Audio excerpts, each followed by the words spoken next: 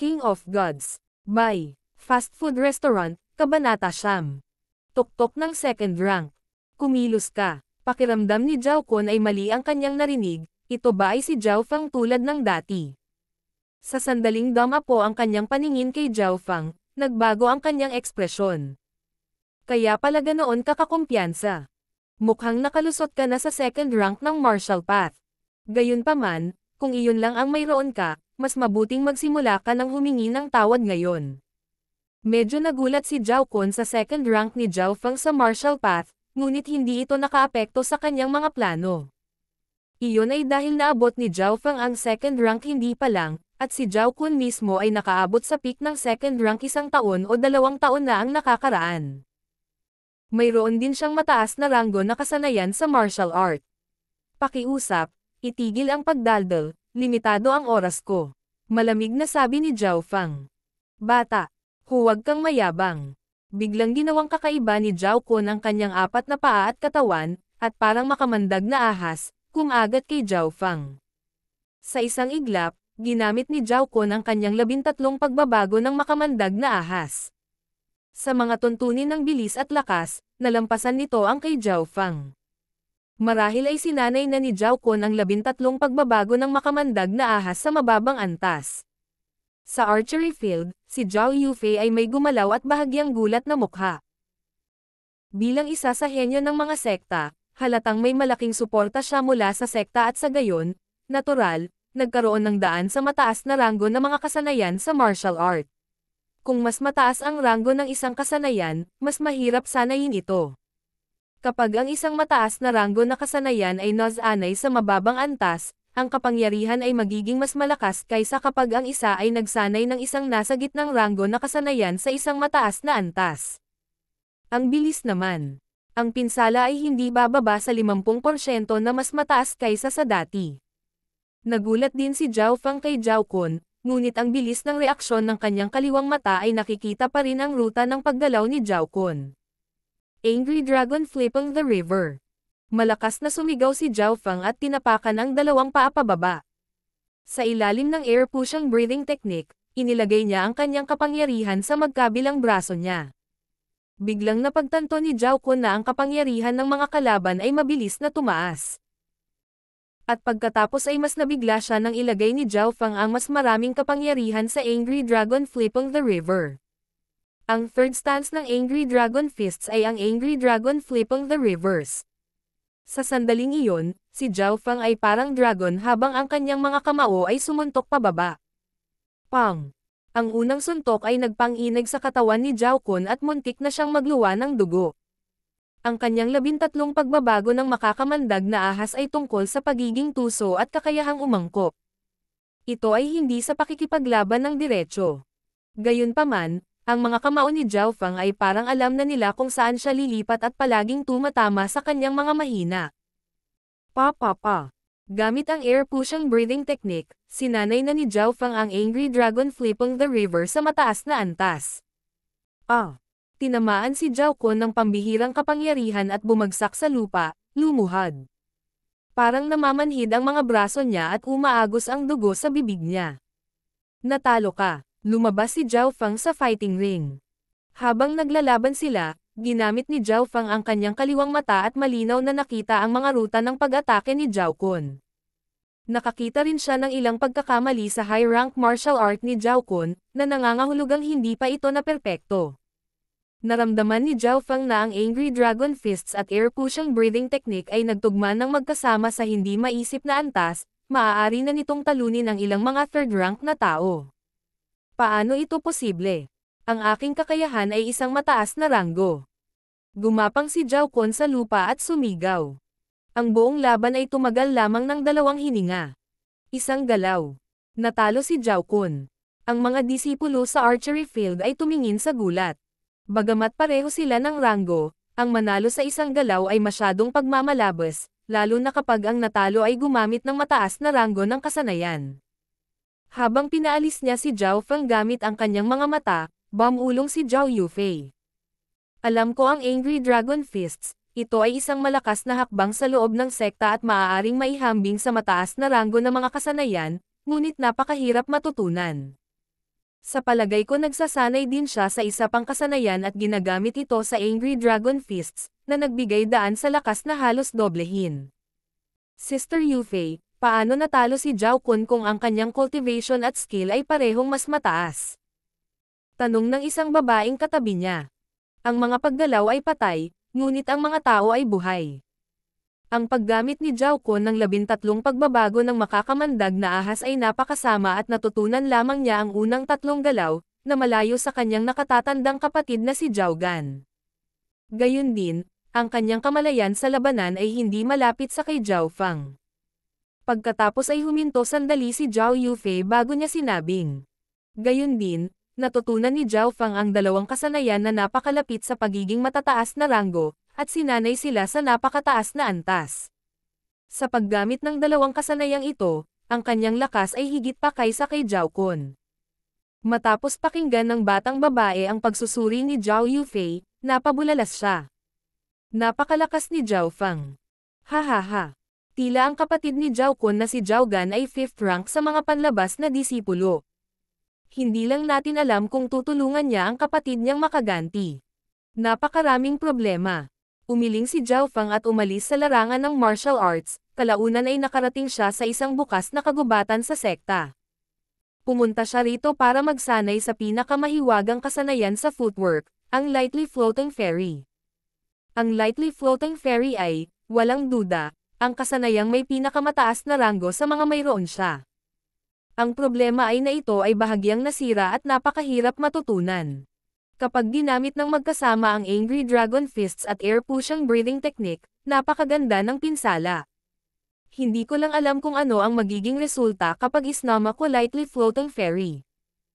Si Zhao Fang ay puno ng mga inaasahan. Sa parehong araw, nagsimula siyang mag-isip tungkol sa Lightly Floating Fairy. Nang mag-concentrate siya, pabilis ng pabilis ang pag-ikot ng malabong berdeng glow sa loob ng itim na dimensyon ng kaliwang mata niya.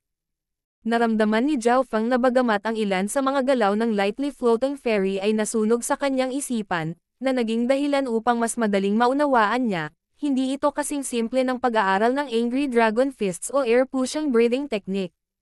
Mas mahirap matutunan ang Lightly Floating Fairy kaysa sa isang peak middle rank na kasanayan ng hindi bababa sa 2 hanggang 3 beses. Ito ang ibinigay na conclusion pagkatapos niyang ikumpara ang mga kasanayan. Bagamat mahirap, hindi siya tumigil. Gumamit lang si Zhao Fang ng 2 hanggang 3 araw para maunawaan ang unang isang kapat ng Light Floating Fairy sa isang beginner standard. Gumamit lamang siya ng 6 na araw upang makamit ang beginning level. Ang mga normal na kasanayan ay may 4 na ranggo na nakasalalay sa kung gaano kahusay ang sinanay ng isa dito. Ang mga ito ay beginner, low, high at peak level. Ang antas ng nagsisimula ay katumbas ng 30% ng pinakamataas na kasanayan, ang mababang antas ay katumbas ng 50%. Ang mataas na antas ay katumbas ng 70%. Ang pinakamataas na antas ay katumbas ng 70% o mas mataas. Tulad ng Angry Dragon Fists, madaling sinanay ito ni Zhao Fang sa high level. Ang Lightly Floating Fairy ay sinanay din sa beginner level sa parehong tagal ng panahon, ngunit ito ang unang isang kapat ng kasanayan. So, ang katawan ni Zhao Fang ay kumikislap, ang kanyang katawan ay kasing liwanag ng isang ibon habang siya ay lumutang ng 4 hanggang 5 metro sa himpapawid. Teng! Teng! Ang kanyang mga paa ay tumulak sa mga sanga at nakaramdam ng hindi kapanipaniwala habang siya ay lumilipad. Sa sandaling iyon, si Zhao Fang ay parang isang ibon na masayang lumipad sa kagubatan. Nagsanay lang ako ng Lightly Floating Fairy sa beginner level, ngunit ang bilis nito ay higit na nalampasan ang karamihan sa mga middle rank na kasanayan na sinanay sa isang mataas na antas. Makikita na ang Lightly Floating Fairy ay higit na nalampasan ang pinakamataas na ranggo na martial arts skills. Kapag may dagdag na oras, hindi nakalimutan ni Zhao Fang na dahan-daang basahin ang natitirang bahagi ng aklat. Ngayon ay natukoy na niya ang isang ikatlo ng huling 3 kapat, na kilala din sa isa pang ika-4 na bahagi nito. Ang tanging problema ay nangangailangan ng maraming inner hiya sa pag-iisip upang magawa ito. Nangangahulugan ito na maaari nang matutunan ang kalahati ng Lightly Floating Fairy. Matapos maabot ng Lightly Floating Fairy ang beginner level, Nagsimulang magsanay muli si Zhao Feng sa Angry Dragon Fists at air pushing breathing technique. Ito ay dahil, kahit na ang lightly floating fairy ay isang mataas na rank martial arts skill, nakatulong lamang ito sa kanyang footwork at hindi nadagdagan ang kanyang cultivation. Pagkatapos ng pagsasanay sa isang mataas na ranggo na kasanayan tulad ng lightly floating fairy at pagkatapos ay bumalik sa pagsasanay ng Angry Dragon Fists at air pushing breathing technique, naramdaman ni Zhao Feng na ito ay naging mas madali at mas makinis. Pagkaraan ng 2 araw, ang air pushing breathing technique ay nakalusot sa 3rd level. Ang Angry Dragon Fists ay umabot na sa pinakamataas na antas. Sa oras na ito, ipinikit ni Zhao Feng ang kanyang mga mata at naramdaman ang kapangyarihang damaloy sa kanyang katawan. Ang kanyang lakas ay mas malakas kaysa noong una niyang naabot ang 2nd rank ng higit sa 50%. Sa loob ng sukat ng kanyang kaliwang mata, ang malabong berdeng glow radius ay umabot mula 67 hanggang 78. Mukhang umabot na sa peak ng 2nd rank ang cultivation ko. Kailangan ko lang ng isa pang hakbang para makapasok sa 3 ranggo. Huminga ng malalim si Zhao Feng at nakontrol ang kanyang pananabik. Kalahating buwan na lang ang nakakaraan mula nang marating niya ang 2nd rank. Ang bilis ng cultivation na ito ay sobrang nakakagulat.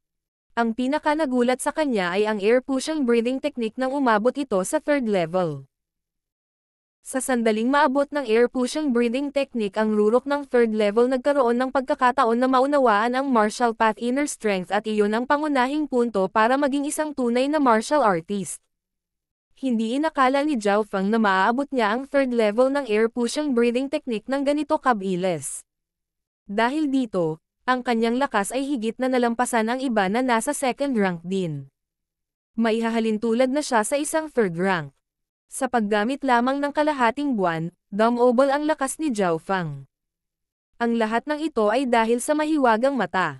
Naniniwala si Zhao Feng na ang dati niyang normal na kapalaran ay nagbabago. Noong gabing iyon, sinimulan ni Zhao Feng na itakda ang kanyang mga layunin sa buhay. Ang kanyang unang layunin ay upang gumanap ng mahusay sa family sparring contest makalipas ang 1.5 buwan. Sa oras na iyon ay patas at patas na matatalo niya si Zhao Yijan at makikipagsapalaran sa tunay na henyo ng Sun Feather City. Ang pagbabago sa aking kaliwang mata ay nagbibigay daan para sa akin na magkaroon ng mataas na antas ng pangunawa, at ang tanging bagay na pumipigil sa akin na maging isang henyo sa sekta ay ang cultivation resources. Sinuri ni Zhao Feng. Mula nang sumanib siya sa kanyang kaliwang mata, tumaas ang kanyang mental energy at bilis ng pagsusuri. Mas naging mahinahon din siya. Ang tanging problema ay, kung paano makakuha ng cultivation resources. Mabilis ang cultivation speed ni Zhao Feng, ngunit mahirap pa ring malampasan ang peak ng 2nd rank. Gayunpaman, kung mayroon siyang sapat na mapagkukunan, ang hadlang na ito ay madaling masira. Nakuha ko. Kumislap ang mga mata ni Zhao Feng at maya-maya ay nagkaroon siya ng ideya. Gumapang ang kanyang mga labi sa isang kampiyansang ngiti. King of Gods, Kabanata 10. Sky Cloud Forest. Sa gabi. Sa loob ng isang magarbong gusali sa Jiaosek. Big Brother. Kailangan mo akong tulungan. Nawalan ako ng mukha ni Zhao Feng at isa lang siyang mababang branch disciple. Kinagat ni Zhao Kun ang kanyang mga ngipin at sinabing may intensyong pumatay. 2 beses na siyang natalo sa isang alagad ng sangay, wala siyang mukha na umalis sa kanyang bahay. Basura. Sa loob ng silid ay nakaupo ang isang slim, parang leopard, maikling buhok na kabataan.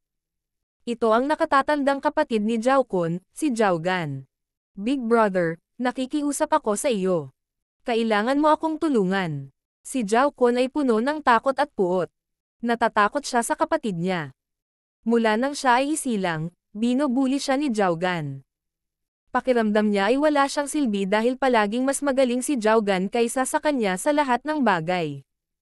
Naabot na ni Zhao Gan ang rurok ng 3rd rank ng martial path at sinanay na niya ang 13 pagbabago ng makamandag na ahas sa ika-6 na pagbabago, na nagbigay daan para sa kanya na marank ang top 5 mula sa mga outer sect disciples.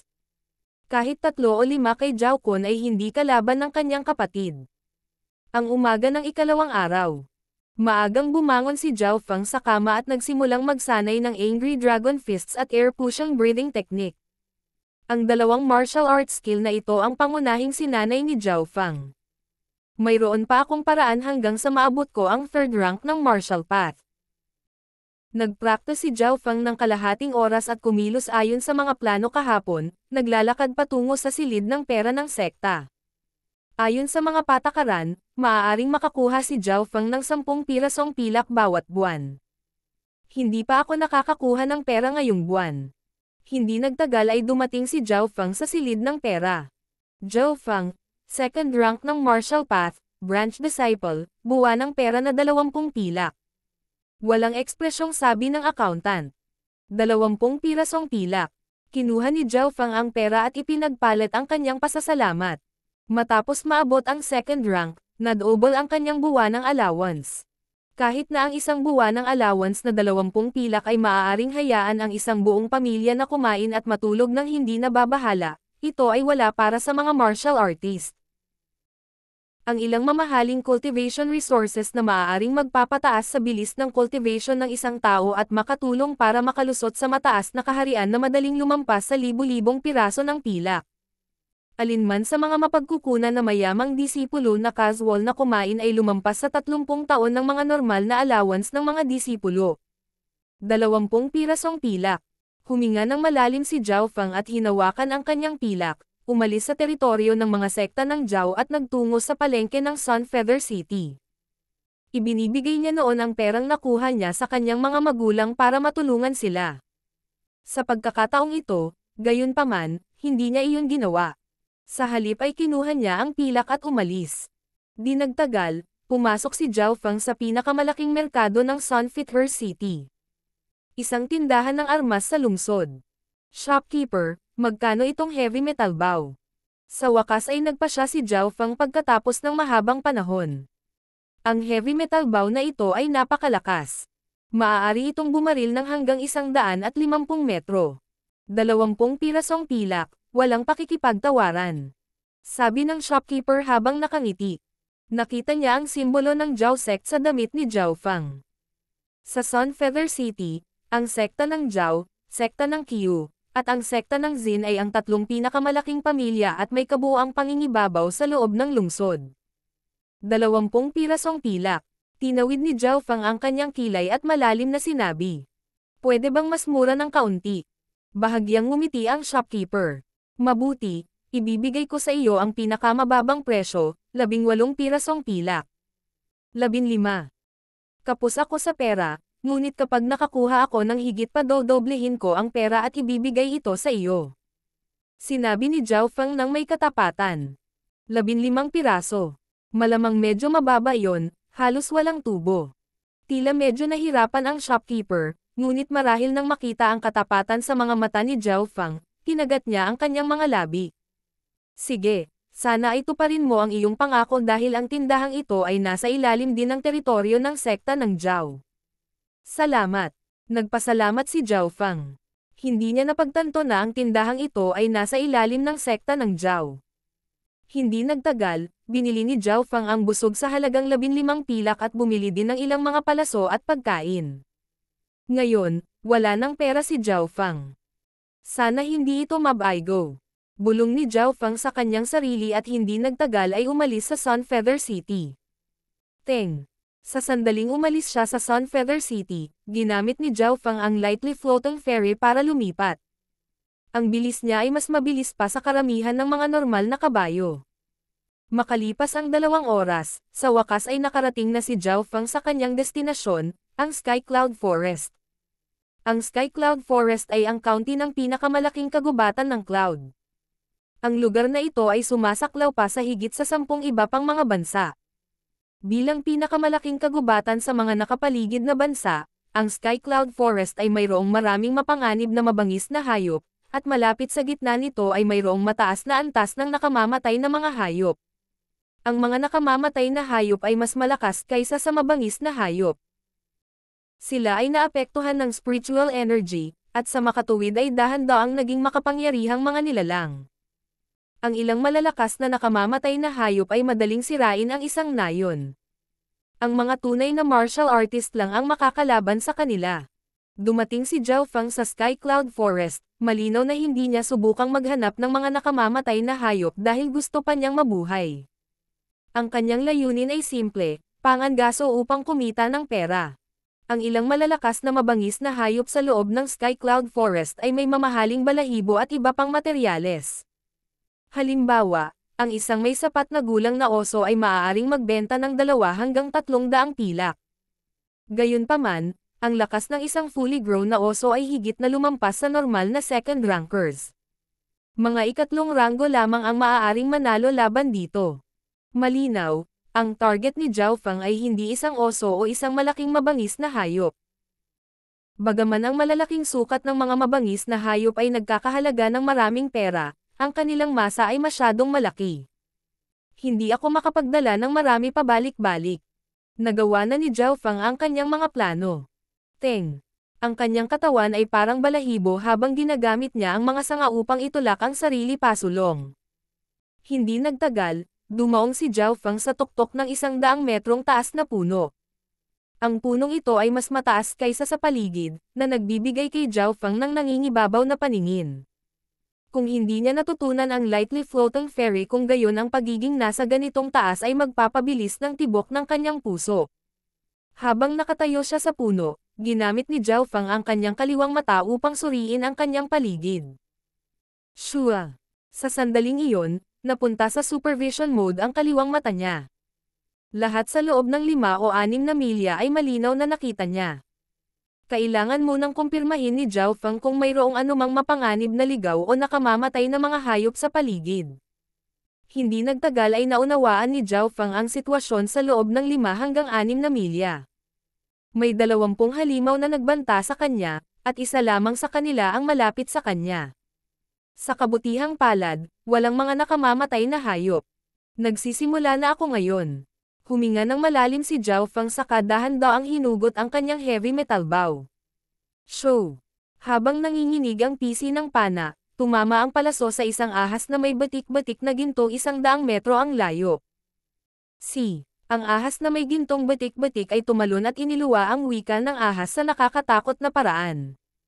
Gayunpaman, perpekto ang arrow skills ni Zhao Feng, at direktang tumama sa mga sigla nito. Ang ahas na may batik-batik na ginto ay bahagyang pumiglas ngunit hindi nagtagal ay namatay.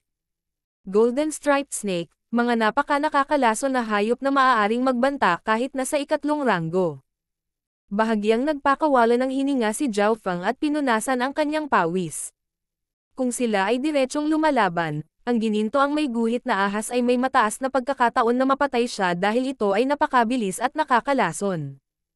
Gayunpaman, malaki rin ang nakuha ni Zhao Feng. Ang mga ngipin at bahagi ng atay ng gininto ang guhit na ahas ay napakamahal. Matapos patayin ang Golden Striped Snake, ginamit ni Zhao Feng ang kanyang kaliwang mata upang maghanap ng mga bagong target. Show! Biglang, nakarinig si Zhao Feng ng tili sa gitna ng hangin. Ang isang metal-mouthed na agila, na may haba ng pakpak na 1 metro, ay madaling pumatay ng isang lobo na nasa pangalawang ranggo. Si Zhao Feng ay may tame time na mukha.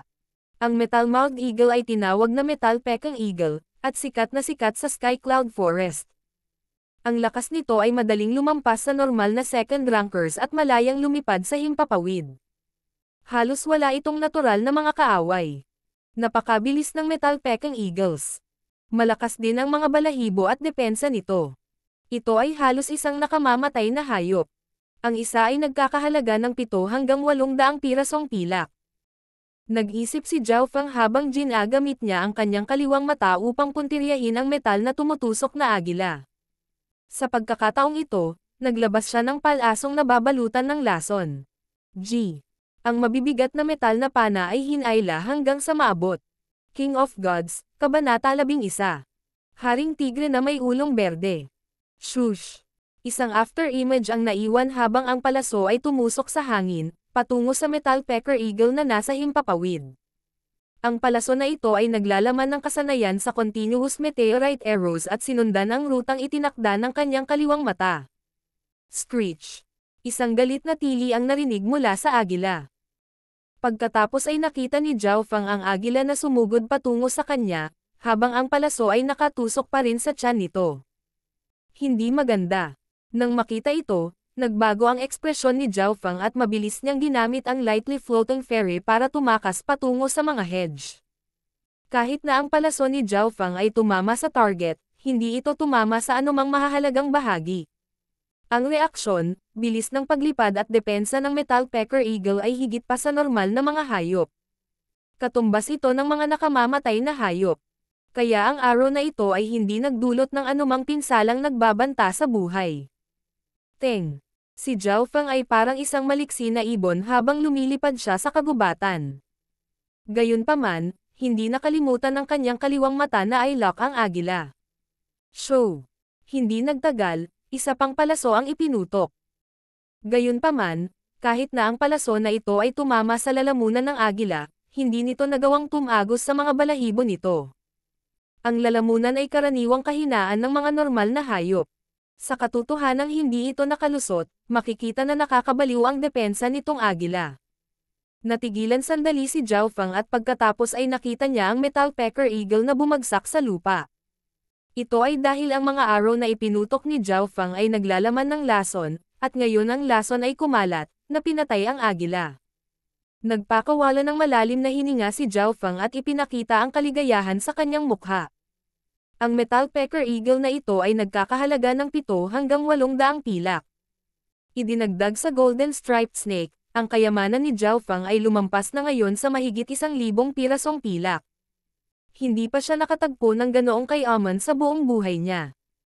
Gayunpaman, ang pilak na mayroon ako ay hindi pa rin sapat para makabili ako ng mahalagang mga mapagkukunan. Bagamat nasa sabik si Zhao Feng, mabilis siyang kumalma. Sa susunod na 3 araw, makikita ang katawan ni Zhao Feng na naglalakbay sa loob ng Sky Cloud Forest. Sa tuwing hihilahin ni Zhao Feng ang kanyang busog, isang sigaw ng sakit ang malapit ng sumunod. 5 Poison Centipede, lubhang nakakalason. Maaaring gamitin sa paggawa ng alak at pagpapalakas ng katawan. Nagkakahalaga ng 200 pilak. Green Windbird, ang lakas ay nasa tuktok ng 3 ranggo. Nagkakahalaga ng 900 pilak. Black Spotted Wild Pig, lumalapit ang lakas sa 3 ranggo. Nagkakahalaga ng 400 pilak. Para pumatay ng pinakamaraming beast hanggat maaari, gumamit si Zhao Feng ng lightly floating fairy at continuous meteorite arrow sa pinakamataas na antas na posible. Sa pamamagitan ng mga pagsisikap na ito, ang lightly floating fairy ay nasanay sa mababang antas. Ang kanyang bilis ay malamang na lumampas sa lahat ng mga sekta na 3 ranggo at ngayon ay malapit sa 4 na ranggo. Ang continuous meteorite arrows ay madaling nasanay sa tuktok ng mataas na antas. Hindi maiwasan ni Zhao Feng na isipin na siya ay ipinanganak na mamamana. Kung muli niyang haharapin ang Metal Pecker Eagle, isang tama lang ang kailangan niya para mapatay ito. Sa huling 3 araw, marami siyang natamo. Napatay niya ang isa pang 2 Metal Pecker Eagle, gayon din ang 7 hanggang 8 iba pang iba't ibang hayop. Ang mga hayop na mayroon ako ngayon ay, sa kabuuan, nagkakahalaga ng mga 3 hanggang 4,000 pilak. Si Zhao Feng ay may nasisiyahang ekspresyon sa kanyang mukha habang inaayos niya ang kanyang 2 malalaking bag. Sa pagbabalik ay ginamit pa rin niya ang kanyang kaliwang mata para manghuli ng biktima. Ito ay dahil ang kanyang paningin ay nakaharang ng mga puno kaya hindi niya masisiguro na walang anumang mga target na siya ay makaligtaan. Roar! Sa sandaling ito, isang malakas na dagandong ang nagmula sa hilagang bahagi ng Sky Cloud Forest. Ang dagandong na ito ay nagpaputok sa tainga ni Zhao Feng sa sakit. Anong klaseng halimaw ito? Napakalakas nito. Mabilis na ginamit ni Zhao Feng ang kanyang kaliwang mata at nakita na, 4 o 5 milya ang layo, mayroong 5 metrong green-headed tiger ang haba. Ang green-headed tiger ay mas malaki kaysa sa mga normal na tigre sa kalahati ng laki nito at nagbigay ng mapangwasak na aura. Ang dagandong nito ay naging sanhi ng panginginig ng takot sa lahat ng hayop sa loob ng 10 kilometrong radius. 5 o 6 na kabataan, na may mga kultibasyon sa pagitan ng 2 at 3 ranggo ng martial path, ay tumatakbo sa takot. Lahat ay tumatakbo sa iba't ibang direksyon. Ang pinuno ng grupo ay isang kabataang may peklat sa mukha. Siya ay tila 15 o 16 na taong gulang at naabot na niya ang tuktok ng 3 ranggo. May hawak siyang mahabang espada na madaling maputol ang isang puno sa kalahati upang pigilan ang tigre. Boom! Ikinumpas ng tigre ang kanyang mga paa at nabasag ang puno. Ang lakas ng nakamamatay na mga hayop ay napakapanganib. Napaisip si Zhao Fang. Kapag ang isang mabangis na hayop ay pumasok sa hanay ng isang nakamamatay na hayop, tanging ang mga martial artist na nasa ika-4 na ranggo o mas mataas lamang ang makakalaban sa kanila. Ang lakas ng hari ng tigre ay kayang patagin ang 2 o 3 Zhao Fang sa isang paa. Xin Fei. Tingnan mo, sigaw ng ilan sa mga kabataan. Ang green-headed Tiger King ay dumiretso patungo sa may peklat na mukha na kabataan, na may pinakamalakas na lakas. Pinangalanan silang Xin. Mga disipulo ba sila ng pamilya Xin, na isa rin sa nangungunang 3 pamilya ng Sun Feather City. Pagkatapos ay nakita ni Zhao Fang ang mga simbolo sa kanilang mga damit na nagpapatunay sa kanyang hula. Boom! Kahit saan dumaan ang green-headed Tiger King, agad na sinundan ang pagkawasak, na parang walang makatiis sa lakas nito. Ang mga normal na martial learners ay malamang na namatay dahil sa takot. Gayunpaman, napagtanto ni Zhao Fang na ang Xin Fei na ito ay napakalakas. Natuto siyang maghagis ng kutsilyo pati na rin ang kasanayan sa footwork at pareho silang high-rank martial arts. Ang kutsilyo ni Xin Fei na ito ay madaling makahiwa sa mga puno. Ang kanyang lakas ay malamang na doble kaysa sa normal na mga cultivator sa 3rd rank. Malamang mas malakas pa siya kay Zhao Yijian. Mabilis. Iligtas si Xin Fei. 2 iba pang disipulo ng pamilya Xin ang naglabas ng kanilang mga pana at inatake ang green-headed tiger. Gayunpaman, ang lahat ng kanilang mga pag-atake ay nagpatigil at nakakalat sa konsentrasyon ng tigre. Ang depensa ng tigre ay mas malakas kaysa sa Metal Pecker Eagle ng 2 o 3 beses, kaya lahat ng pag-atake na nagmula sa mga cultivator na nasa ilalim ng 4th rank ay parang kilati lang. Kung mapapatay ko ang green-headed Tiger King na ito, malamang na nagkakahalaga ito ng 20-30,000 pilak, na katumbas ng halos 40 hayop. Nag-isip si Zhao Fang ng isang mapanganib na plano. Teng! Teng! Agad niyang ginamit ang lightly floating fairy at lumapit patungo sa lugar ng insidente. Sa pagdating ni Zhao Fang, ang 6 na disipulo ng pamilya Xin ay nasa ilalim ng matinding pressure. Crack ang wind sword. Ang mata ni Xin Fei ay kumislap habang ginagamit niya ang kanyang mahabang espada para saksakin patungo sa noo ng tigre. Anong delikadong espada? Nakita ni Zhao Fang ang buong proseso ng espada, ang kapangyarihan nito ay maaaring agad na pumatay ng 2 normal na cultivator ng 3rd rank. Ni hindi niya ito mapipigilan. Naramdaman din niya ang malabong berdeng aura sa loob ng katawan ni Xin Fei. Ito ang senyales na malapit ng mabuo ang inner strength. Shua! Ang espada ay nagawang tumaga ng kalahating pulgada sa ulo ng green-headed tiger, ngunit ang puwersa nito ay nagpasukan ng dugo ni Xin Fei.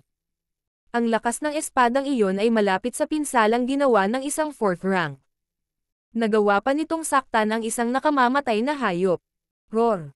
Ang green-headed tiger ay napaungol at pagkatapos ay lumipat patungo sa Xin Fei ng mas mabilis. Naabot ni Xin Fei ang tuktok ng 3rd rank at, sa pamamagitan ng paggamit ng kanyang mataas na ranggo na kasanayan sa martial art, naiwasan niya ang pag-atake. Gayunpaman, ang kanyang pag-atake ng espada ay gumamit din ng maraming enerhiya, na halos mabiktima ng ganting atake ng tigre. Crack ang wind sword. Puno ng dugo, muling ginamit ni Xin Fei ang parehong galaw at nag-iwan ng isa pang madugong marka sa noo ng tigre. Ang kanyang katawan ay muling pinalipad. Roar! Binuksan ng berdeng ulo ng haring tigre ang kanyang mga panga at tumalon patungo kay Xin Fei. Hapo ang huli at hindi makaiwas. Xin Fei. Naghiyawan ang ibang mga alagad, ngunit sa sandaling ito. Biglang bumagsak ang isang palaso sa hangin, diretso sa mga sanga at dahon, na tumama sa tigre. Roar! Malungkot na napaungol ang tigre. Sa sandaling iyon, nanginginig ang bawat may buhay. Ang mga disipulo ng Xin ay tulala habang ang isang mata nito ay nataman ng palaso. Bagaman malakas ang depensa ng tigre, ang mga mata nito ang pinakamahina nitong bahagi. Dahil lumingon ang tigre para hanapin ang salarin na si Xin Fei ay nagawang makatakas. Gayunpaman, habang pinagmamasdan nito ang paligid, Nasaan ang senyales ng salarin? Malapit na. Nagtago si Zhao Feng sa likod ng isang matayog, sinaunang puno, na 100 metro lamang ang layo mula sa tigre. Habang sinusubukan ng tigre na hanapin ang salarin, nagsimulang tumakbo ang mga disipulo ng pamilya Zin. Gayunpaman, dahil hindi mahanap ng tigre ang target nito, nagsimula itong umatake sa mas galit na paraan. Nagkaroon ng hiyawan ng magkapira-piraso ang isa sa mga kabataang nasa second rank. Dahil sa tanawin na ito, nanlamig si Zhao Feng, na nasa hindi kalayuan. Tulad ng isa sa mga disipulo ng pamilya Zin ay nasa panganib. So, ang isa pang palaso ay lumipad sa himpapawid, tumagos patungo sa kabilang mata ng tigre. Roar! Ang tigre ay umungal at saka pumikit, halos hindi makagalaw ang palaso sa mga talukap nito. Napabuntong hininga si Zhao Feng habang umiiling. Hindi dahil sa hindi sapat ang kanyang kakayahan sa pag-archery, ito ay dahil nakabantay ang tigre, na nagpapahirap para sa parehong trick na magtagumpay muli. Crack ang wind sword. Gamit ang maikling pagitan ng oras, mabilis na pinalakas ni Zin Fei ang isa pang sword attack at nataman ang parehong lugar tulad ng dati. Magandang pagkakataon. Ang mga mata ni Zhao Feng ay kumislap habang siya ay gumuhit ng higit pang mga arrow at pinaputok ang mga ito. Sa tuwing magpapaputok siya ng palaso, tatama ito sa sugat sa noo ng tigre. Sa kalaunan, bumagal ang atake ng tigre. Una, ito ay dahil ito ay malubhang nasugatan. Pangalawa, may lason sa mga palaso. Sa puntong ito, lumiko ang tigre at tumakbo patungo sa malalalim na bahagi ng Sky Cloud Forest. Sundan.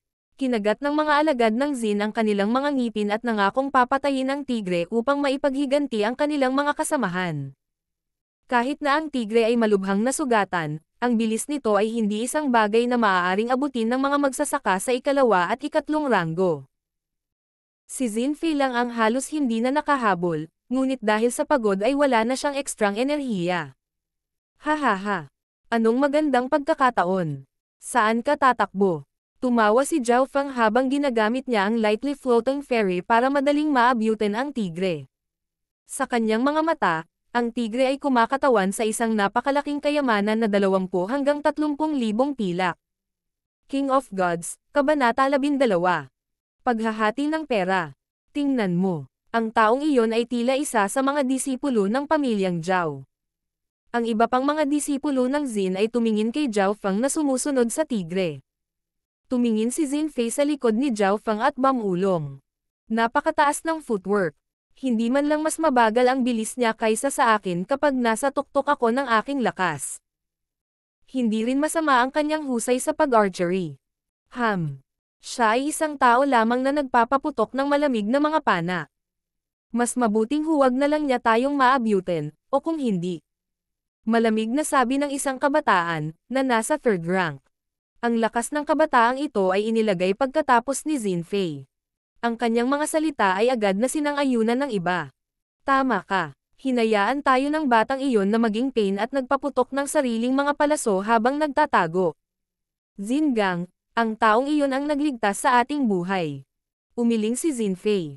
Sa sandaling ito, ilang milya ang layo, ang huling dagandong ng green-headed tigers ay tumunog. Nagbago ang ekspresyon ng mga disipulo ng pamilya Zin. Nang hindi man lang nag-isip tungkol dito, alam nila na malamang na namatay ang tigre. Mabilis. Ang kabataang nagngangalang Zin Gang ay sumugod patungo sa direksyon ng tunog. Kasabay nito, 3 o 4 na milya palabas sa direksyong silangan. Sumando si Zhao Feng sa isang puno at huminga ng malalim.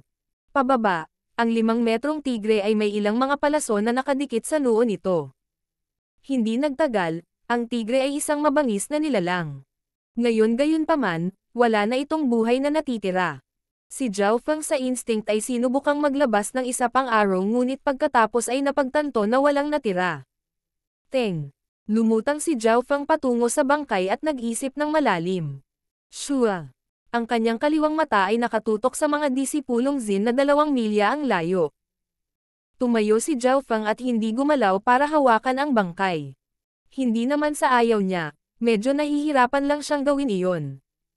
Humigit kumulang 3 tonelada ang bigat ng katawan ng tigre at mahirap igalaw.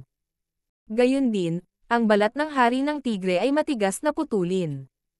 Hindi nagtagal ay dumating ang 5 disipulong Zin. Bata, mabilis na tumabi. Amin ito. Mayabang na sabi ni Zingang na nasa harapan. Nag-ingat siya sa lakas ni Zhao Feng noong una, ngunit nang makita niyang si Zhao Feng ay second ranker lang, halatang hindi na niya inilagay si Zhao Feng sa kanyang mga mata.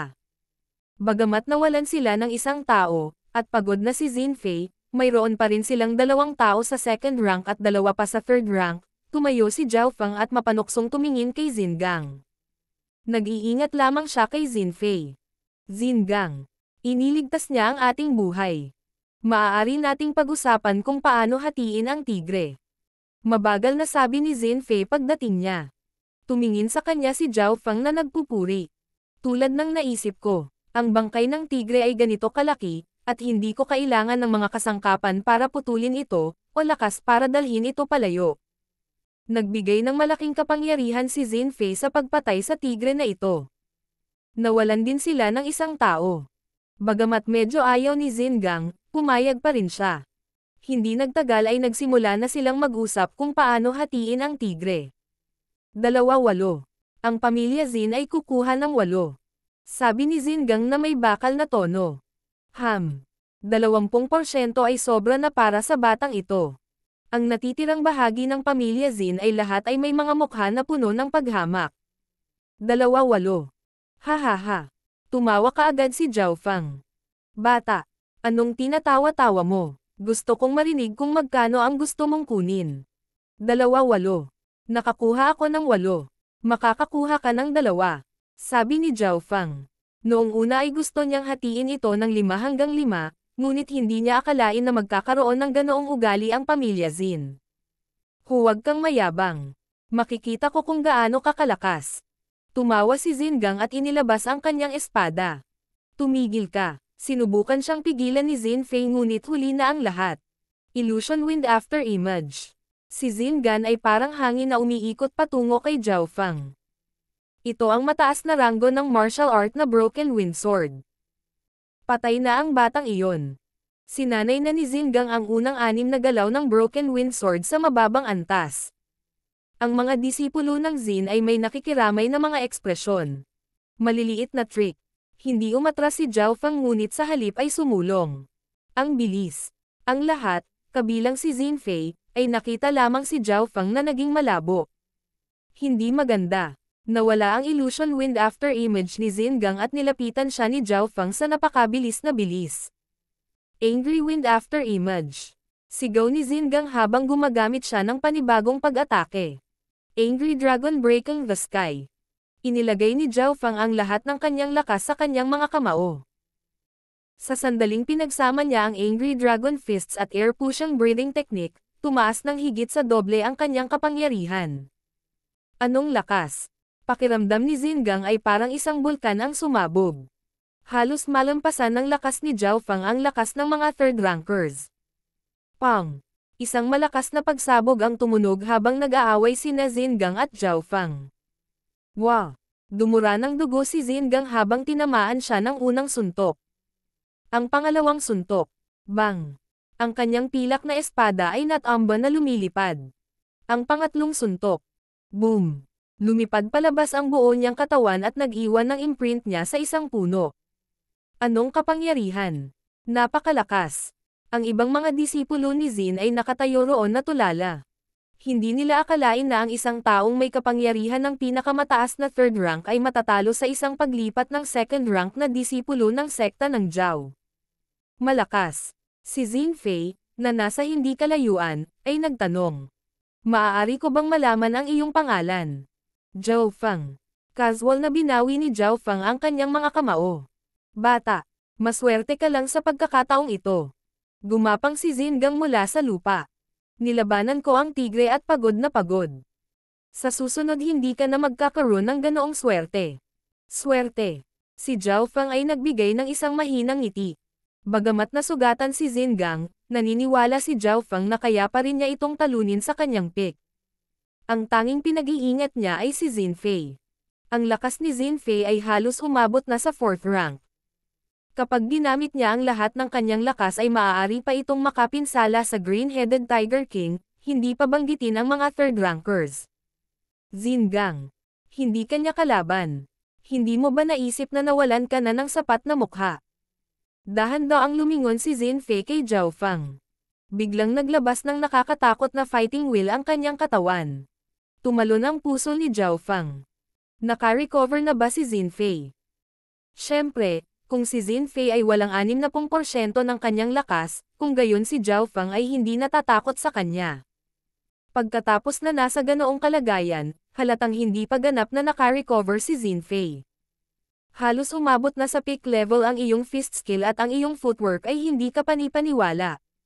Sa susunod gusto kong makipag-spar sa iyo. Hinarap ni Xin Fei si Zhao Fang sa mata na puno ng papuri. Oo naman, mag-spar tayo sa susunod na pagkakataon. Bagamat nag-iingat si Zhao Fang sa kanya, hindi ito nangangahulugan na siya ay natatakot. Ang lakas ni Xin Fei ay kapantay man lang ni Zhao Yijan, na pumangatlo sa mga panlabas na disipulo. Kung matatalo ni Zhao Fang si Zhao Yijan, magkakaroon siya ng kakayahang labanan si Xin Fei. Hindi nagtagal ay natapos na nilang talakayin kung paano hatiin ang kanilang mga gantimpala. 6-4. Sa akin ang 6, sa inyo ang 4. Sabi ni Zhao Fang. Okay. Si Xin Fei ang sumagot dahil ang ibang mga disipulo ni Xin ay walang lakas ng loob na tumugon. Nag-iingat sila sa lakas ni Zhao Fang. Tumanggo si Zhao Fang sa kanyang sarili, ang pagbibigay ng 40% ay parang pagbaril ng 2 ibon gamit ang isang palaso. Una, wala siyang gamit para putulin o galawin ang bangkay, kaya hinayaan na lang niya ang iba. Pangalawa, ayaw niyang magkaroon ng ganoon karaming kalaban bago pa siya magkaroon ng sapat na lakas. Isipin kung kinuha niya ang lahat para sa kanyang sarili. Hindi ba iyon magiging sanhi ng pamumula ng mga mata ng iba? Ang tigre ay hinati makalipas ang 1 oras. Kinuha ni Zhao Fang ang pinakamahal na bahagi at iniwan ang lahat ng karne sa mga disipulong Xin. Matapos makumpirma na kumuha siya ng 60% ay bigla siyang umalis. Mukhang may bagong henyo ang sekta ng Zhao. Kahit si Zhao Linlong ay hindi kasing lakas niya sa parehong antas ng paglilinang. Sabi ni Xin Fei habang sinusundan ng kanyang mga mata si Zhao Fang. Zhao Linlong. Si Xin Gang ay may ekspresyon ng pagkamangha. Siya ay isa sa 4 na henyo ng Sun Feather City. Naabot na niya ang 4th rank 2 taon na ang nakalilipas at naging isang tunay na martial artist. Paano may kukumpara ang batang ito sa kanya? Ang 4 na dakilang henyo ay ang nangungunang mga kabataan ng Sun Feather City. Kahit sino sa kanila ay tunay na martial artist at mas malakas sila kaysa sa ibang martial artist sa ngayon. Huwag mo nang banggitin si Zhao Linlong, kahit si Brother Fei ay kayang patayin ang batang iyon sa isang suntok.